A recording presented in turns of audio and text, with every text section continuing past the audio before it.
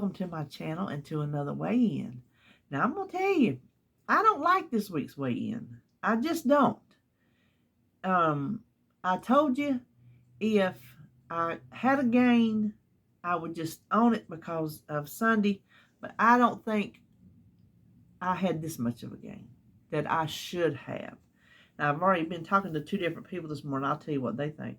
But anyway, I weighed in at 316.8 for a gain of 2.6, and that puts me at 60.3. So I'm still 0.3 above 60.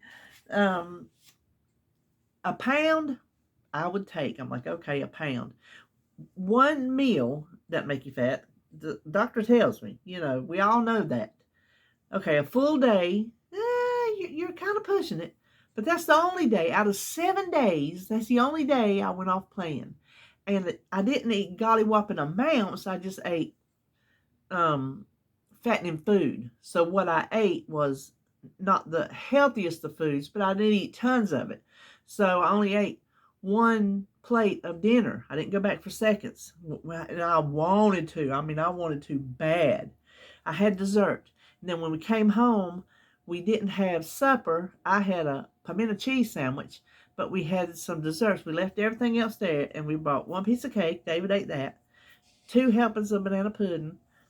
I ate mine. He ate his. And then we had some sweet tater patties left, and I ate, I don't know. They're like this big. I ate maybe 3 of those.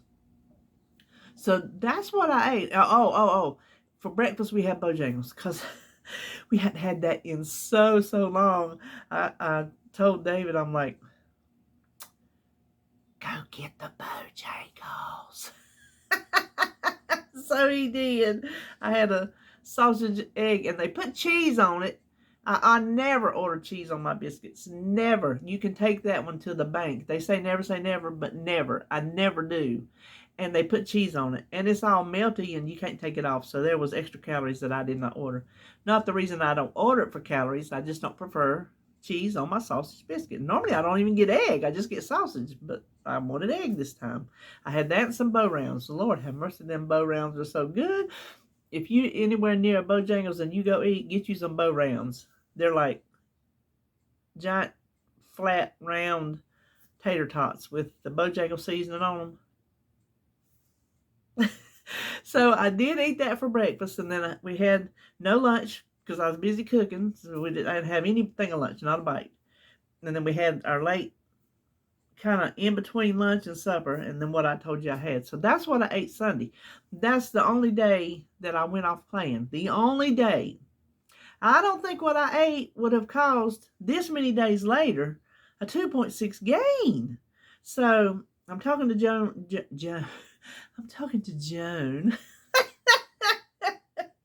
That sounded so fancy. I was talking to Joan and Ro this morning, and because we talk early in the morning. We the up early gang. Everybody else, I think, still in bed. Let's just put this out there. Be you, the world will adjust. I don't care if it's what you wear, what you eat, what job you have, who you married to, what your favorite activities are. I don't care. Be you, the world will adjust. That's a video in itself, and we have had those videos. And I'm sure we'll have them again in the future. So anyway, I just got on this. This is my second weigh-in for trying to reduce the inflammation. And the first week I lost, 5? I think anytime, I was saying something to somebody. I think anytime you switch eating plans, ways of eating, I think your first week, I think you lose weight. Pretty much everything I've ever done, that first week, I drop off that weight. Then I start settling in. Well, I'll think if it's a pound, okay, that other 1.6 pounds, like Joan says, my body's still adjusting to this new way of eating. It's only been 2 weeks. Rose says it's flushing out the toxins from before when I started. So I think maybe if you can't combine all that together, I'm not copping out. I'm not making excuses for my gain because I got it, I own it, it's mine. You know, it is what it is. You'd think I'd be used to gains because it don't matter what I do. If I starved myself, I'd still gain. I know I would because that's how my body reacts. I'm still going to eat the same way I'm eating. I'm going to eat the 90-10 way, 90% on plan, 10% just what I can do to get by, to make us a lifestyle that we can maintain. We can't maintain 100% whole foods. Not us. That we're not those people.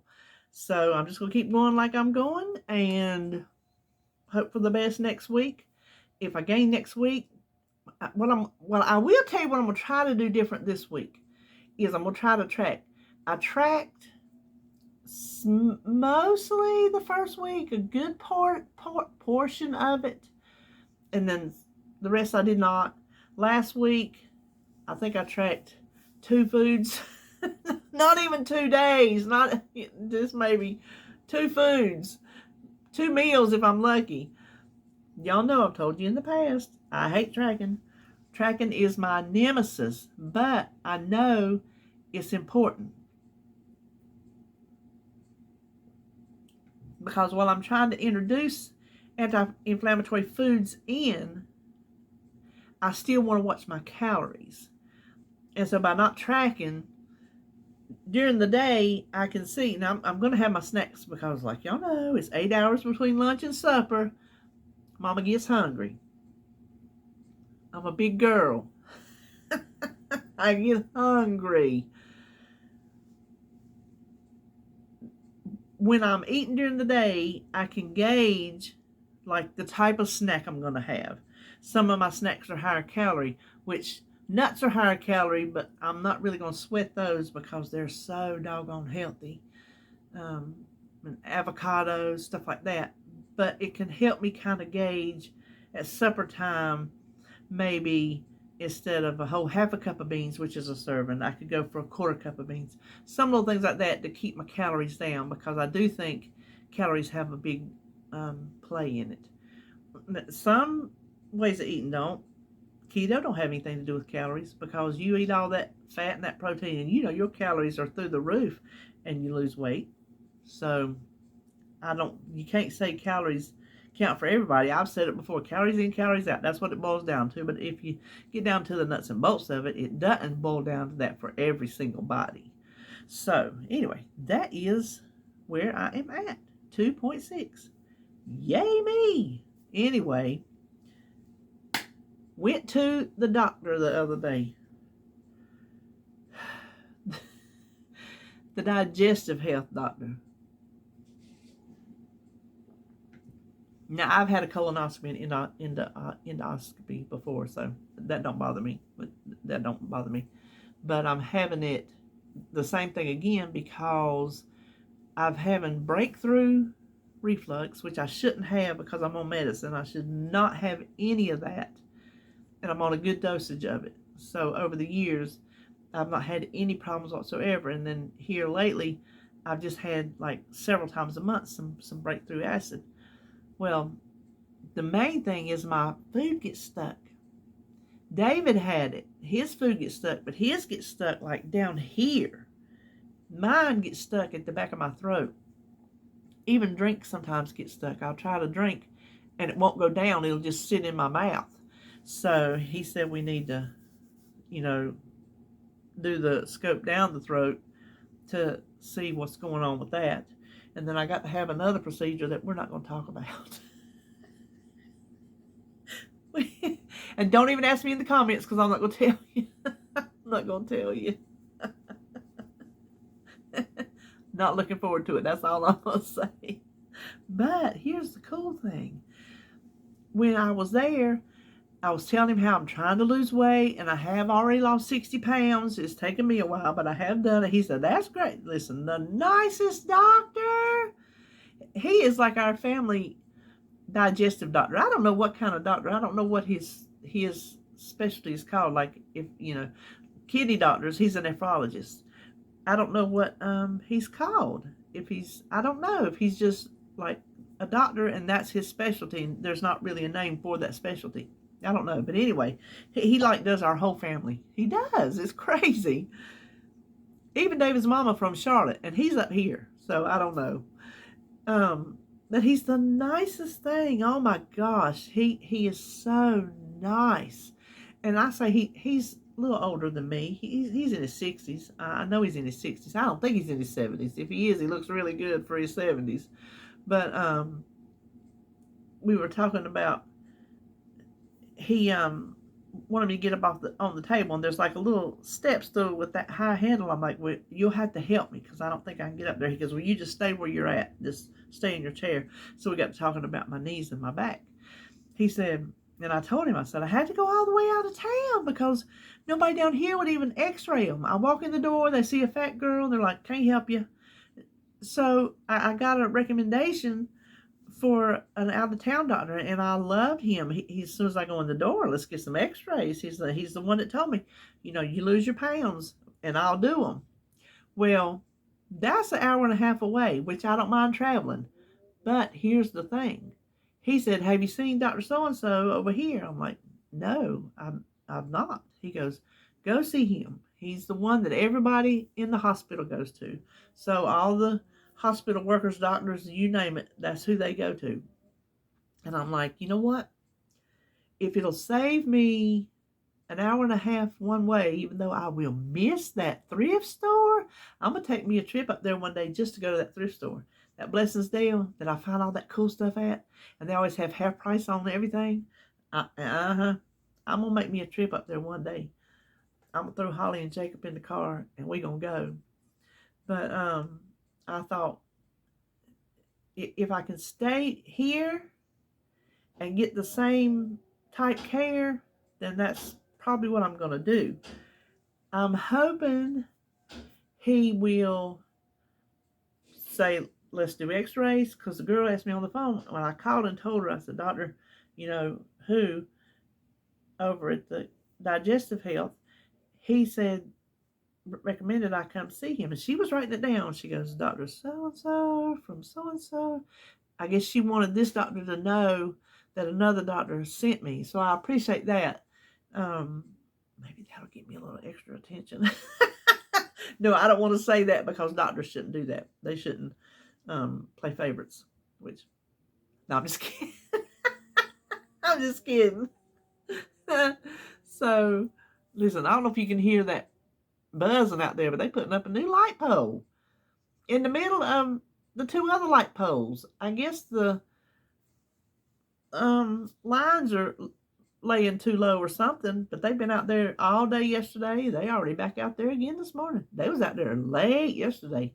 Anyway, so I'm hoping he'll want to do x-rays. That's what I was saying. She told me on the phone, have you had any x-rays in the past 2 or 3 months? I'm like, no. So I'm hoping he's going to do the same thing. Want to do x-rays, look at them and say, here's how much weight you got to lose, and then we'll replace them. At least that way, it'll be easier when I do go to the hospital. It'll be right here in town. It'll be easier for David to come and go as needed. And so, which I don't think they keep you in the hospital long with knees. I think they get you up and get you around. They don't keep you in the hospital for nothing, really. They're going to start having drive-through hospitals because they want you in and out.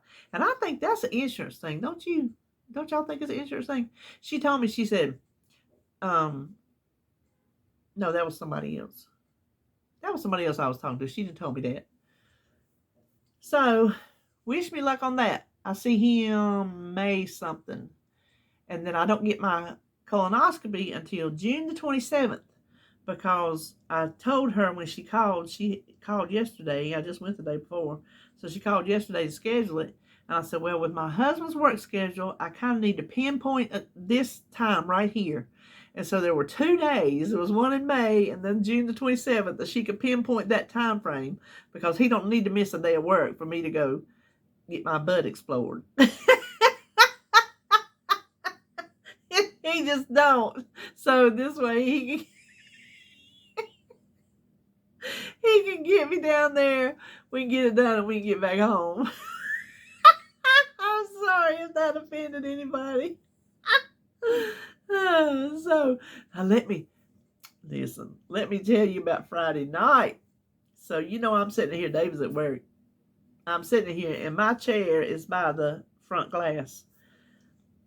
Easy to hear everything. Well, it was about, I don't know, it was dark, maybe around 9 o'clock. I don't know, 9:30. I hear this yelling, and it's a man, and he's yelling to the top of his lungs. And I'm like, I turned the TV, muted it. I'm listening. It sounds like it's coming from across the street. And they just had a baby. That baby ain't but several months old. And I'm thinking, well, listen, she might be going through postpartum and done made him mad. I went through postpartum bad. If I think about it, we'll talk about it. I'm like, you know what? They handling their business. I learned from Uncle Eddie. I'll tell you who Uncle Eddie is. If I can remember that. Y'all can remember from a minute ago. I'm thinking they handling their business. Stay out of it. Let the little young folks do what the young folks do. They'll work it out. So I hear nothing else. Oh, I don't know. 15 minutes later, I hear that yelling again. And I hear a vehicle, which you could obviously tell it was a truck just from the sound of it. And so this truck is out there, and he's yelling. And it keeps going on and on and on. I'm like, okay, well, I might better get up and scope this situation out because something ain't right. So I sneak in my own house like they can see me. I sneak in the middle room, peek through because I don't want to fling that curtain back and then they see me looking and then they come up here and get mad at me. So I'm peeking up through there. There is, in front of me, that's where they were. They were in front of my house. And then y'all know from when I'm on the porch, I have a side road right here because I'm on the corner. And they're on the corner. When I looked out, the truck had gone around and was on just turned the corner. And that man, which I'm thinking it was the man in front of me, I think, he was right beside the driver's door, screaming to the top of his lungs. He was screaming so that I couldn't understand a single word he was saying. And the truck was doing one of these things. I'm like, okay, somebody's going to get run over. The rearview mirror going to knock him in the head. Something going to happen. Well, they keep doing that for a little while. Then the truck decides to go on. And that dude he was doing Forrest Gump down the street. You hear what I'm telling you? That truck was gone. He was still running down that street. I guess he thought he was going to catch him. I don't know. So I quit looking out. I kept the TV muted to see if anything else happened. The truck never came back. He never screamed anymore. So, hold on a minute. Let me stop Flair's alarm. She won't care if I let her sleep in. Trust me, she will not care. So, I don't know where he come from. I think he come from the house in front of me. Might have been a little involved. I don't know. Here's the kicker. It was a white truck. I don't know the make or the model, but it was a white truck. I go out Saturday for something. I come in to check the mail. When I check the mail, it's normally the day before. And then it gets it out of the way for the mail that day. I check the mail. They're setting a white truck in their driveway. I'm thinking, could it be the same white truck? Did they kiss and make up and the truck came back? I don't know what happened, but oh my gosh. So here's how I learned. Had there been like some kind of accident while I was watching, I would have called. Here's the thing I have learned from Uncle Eddie. Let me give you who Uncle Eddie is. And I call him Uncle Eddie because he's just that kind of person. Well, that house is catty corner from mine. And it was my great aunt's house. Old house. Well, my cousin bought the house. She got married. We won't talk about him. He didn't do her right. Well, she died. I think he busted his head on the driveway trying to get out there and sell it. You know what I mean? So the man who got it, he set on it for an investment and rented it out. Well, her husband rented it out a little bit and then realized he'd get some money out of it after he run it down. So renters come and go over the years, come and go. It's all kind of different people. Uncle Eddie moves in. Uncle Eddie is a volatile young man. He had a girlfriend or a wife. I'm not really sure which one she was. I don't know if he I don't know if he drank and got that way. Because, you know, sometimes people, when they get drunk, they're mean drunks. Like the old goat up here. Everybody around here got a name. I don't know what I'm going to call the one in front of me now. So he would have spells, like one time he come out and he had a ball bat, and there's a big old pecan tree. I mean a big old tree, about the size of my oak tree. He come out there with a ball bat one day, screaming and carrying on, beating that pecan tree with the ball bat. He would take his car and he would just, it's a wonder he didn't get hit, because when you come, the side road, when you come off of the main road back here, there's like just a little bit of a hill that goes down starting at his house. So these people up here, it is one house length and then ours. They will fly from that stop sign to start heading down that hill like it's some big giant hill they got to get up. But people just love to fly on this street. Y'all have heard them on the porch. I mean, they speed. It's crazy.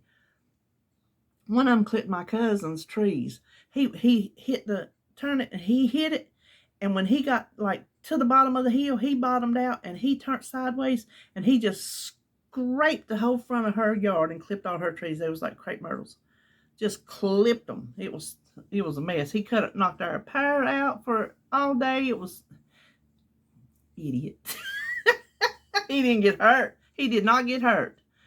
Anyway, so he would take his car. He did it more than once. He would get in his car and he would just back and forth in the driveway and out the driveway on the road, and back up the driveway and back out the driveway on the road. Just back and forth and back and forth and back and forth. I'm like, what are you accomplishing? Then he would do it in the yard, especially when it was muddy. I think that was his favorite time. He would go in the yard, zoom in the yard, and zoom back on the driveway, and zoom in the yard. And he just tore the yard all to pieces. Well, they would be in there. You could hear them inside, hollering and screaming and carrying on. You could hear him sometimes hitting stuff. He was throwing stuff. I don't know. Well, there was one time I happened to be out. This one I could still do stuff. Out in the yard. I was planting some flowers or something. I think they're not flowers in the yard. I think I was repotting some flowers I had on the front porch. That's when we still had the stoop, before we had my beautiful porch. So that was way back then. Well, it really wasn't that too long. I mean, not that long. So I heard the biggest carryings on. It sounded like he was tearing that house apart. And he was screaming. And I knew the girl was home because she would say something every now and then. And what it sounded like was he was beating the ever-loving you-know-what out of her. And so I hollered over there. That's why when I sit out on the porch, I don't really talk that loud, because it echoes. I can talk loud in here. It echoes all up and down the street. And I don't want people knowing my business, especially the old goat. He don't need to know. As far as I know, he's probably got one of them things that listens in to the next house. If you're listening, go jump. I have said over the years, he's just that kind of person. Well, that's why I don't talk very loud out on the porch, because I don't want it reverberating out through the neighborhood and people hearing it.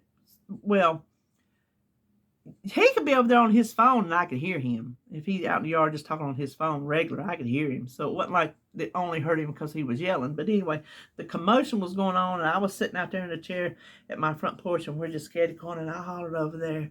I said, if you don't stop, I'm going to call the police.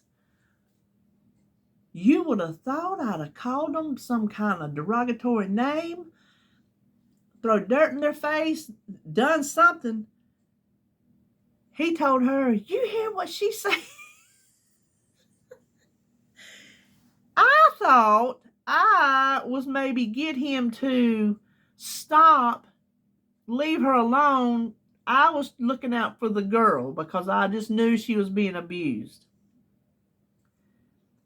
He come out, hollered something, and here she come, cussing me for everything.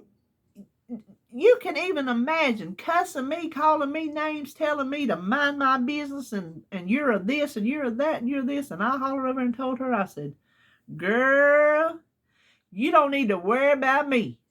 I won't bother you again.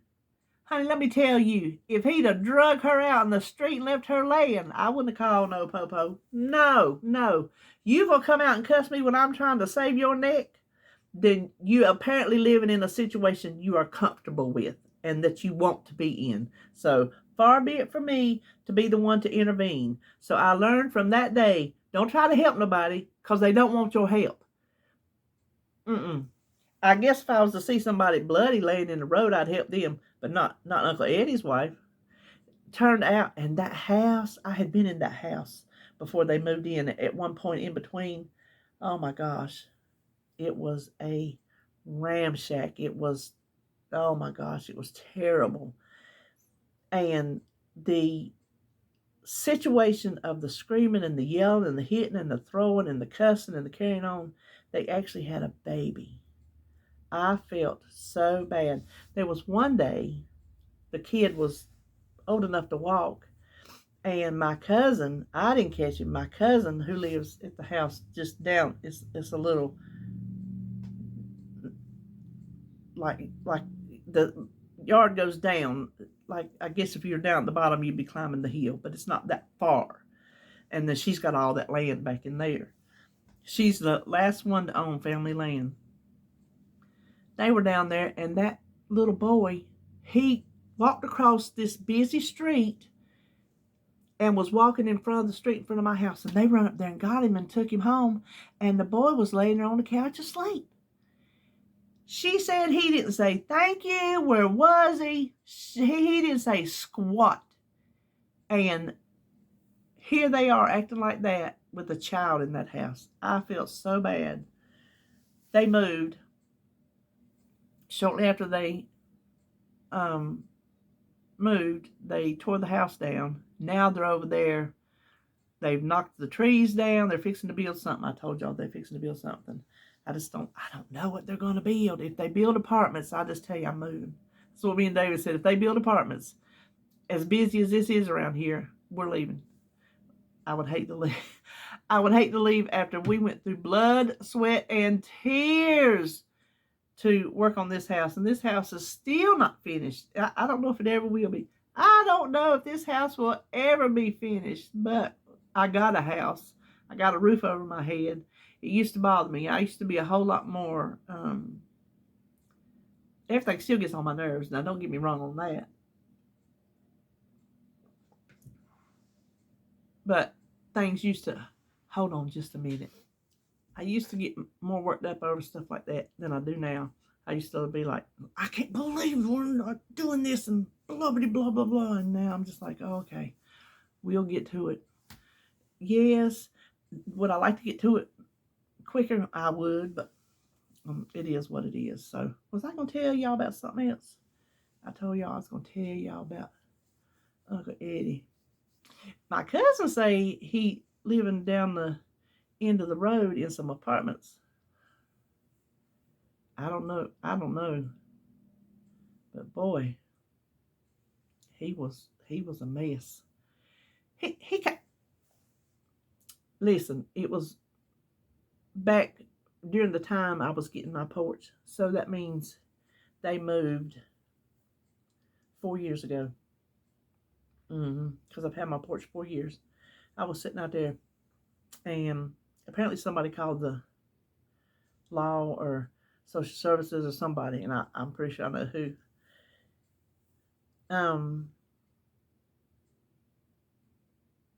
talking on the phone, walking in front of the yard, talking about, well, yeah, somebody called and blah, blah. And he was talking loud so I could hear him because he thought how a couple years earlier I tried to intervene. He probably thought, oh, it's that old nosy, you know what, over there. I hollered out at him. I said, just so you know, I didn't call nobody on you. So I just wanted him to know. Wasn't me, because I done told you I wasn't getting in your business no more. But at least I know people were calling on him, so they were going out for visits. You know what I mean? But, you know, what you gonna do? There's all kind of people in the world. Some people volatile, some people not. Since he moved, I don't have near the entertainment of all the stuff he would do. All my entertainment's gone. I guess we get apartments. People come and go. I'll get all kind of entertainment over there on that. I hope they just put in houses, like little skinny houses. This is a little skinny plot of land. If they put houses, they're going to have to put little skinny houses. That's why I think it's going to be apartments, because they can build them side to side and go upwards, which they go upwards with houses too. But with apartments, you don't have to have land. You can just stick a whole like row of townhouses or something. But it's just going to make that road even that much more busy if that's what they do. So anyway, I think that's all I know today. This is not a very long video. I know there was something I was going to tell you.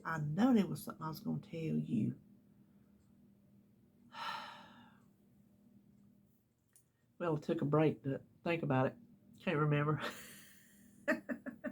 So, that'll be all for me today. Listen, all I can say is I'm going to stay on plan. I'm on track. That's going to be the difference. We'll see next week. I do feel good, I'll tell you that. Inside my body. Outside my body hurts, but inside my body feels good. Does that make sense to anybody? Like, my legs feel good, and that place where it was draining over here on my left leg, it has scabbed up really big. I mean, it's a big, thick scab, so it's healing. That's a good thing. And my legs, they don't feel heavy like they were when I started, you know, when I called the doctor. So I'm just chalking the gain up to the 1 day of eating and getting used to it, and flushing toxins and all those good things. And we'll just be back on our regularly scheduled program next week. So that is all I know for today, and I will see you in my next video.